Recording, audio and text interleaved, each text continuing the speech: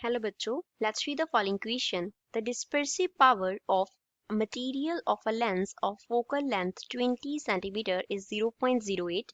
हमें एक लेंस का जो फोकल लेंथ 20 cm है उसका डिस्पर्सिव पावर दिया है 0.08. What is the longitudinal chromatic aberration of the lens? Lens के लिए longitudinal chromatic aberration कितना होगा? 0.08 cm, 0.08 by 20 centimeter, 1.6 centimeter or 0.16 centimeter. So first of all we will talk about the key concept used in the question. इस question में क्या key concept use हो रहा है? तो उसके लिए सबसे पहले हमें क्या समझना है कि longitudinal chromatic aberration होता क्या है? Chromatic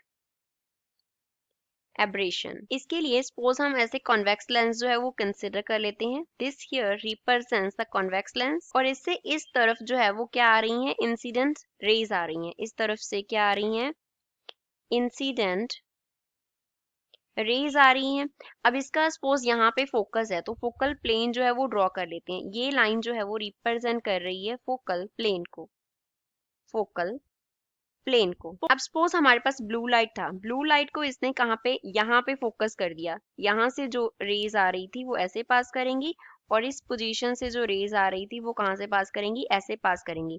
तो ब्लू लाइट जो है वो इस पॉइंट पे फोकस हो रहा है। ग्रीन लाइट का जो फोकस है वो सपोज इस पे हुआ, फोकल प्लेन पे हुआ, तो जो ग्रीन लाइट है वो कैसे पास करेगा? इस तरीके से। और इस तरफ से जो रे ऑफ लाइट आएगी ग्रीन इन कलर वो इस तरीके से चलेगी। रेड लाइट का कॉम्बिनेशन लेते हैं। सपोज जो रेड लाइट आया उसको इसने कहाँ पे फोकस किया? इस पॉइंट पे फोकस किया। नाउ वी कैन सी कि रेड लाइट थी, कलर जैसे जैसे डिफरेंट हो रहा था तो वो डिफरेंट जगह पे क्या हो रही थी?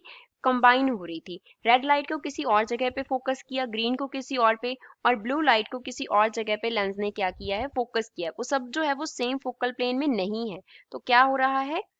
Lens can not focus different colours in same focal plane. तो इसे हम क्या बोलते हैं? लॉन्गिट्यूडनल क्रोमैटिक एब्रेशन बोलते हैं। अब ये होता किसके इक्वल है? This is equals to the product of dispersive power and the focal length of the lens. So we can write longitudinal chromatic aberration is equals to product of dispersive power and focal length. Dispersive power को denote करते हैं omega से and focal length को f से।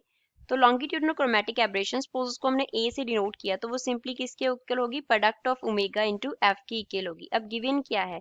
Omega का value given है 0.08 and focal length f का value 20 centimetre given है। सो फ्रॉम हियर a किसके इक्वल आ जाएगा? 0.08 मल्टीप्लाई बाय 20। तो मल्टीप्लाई करके a का जो वैल्यू है वो किसके इक्वल आ जाएगा हमारे पास? 1.6 एंड यूनिट्स क्या हो जाएंगे? सेंटीमीटर।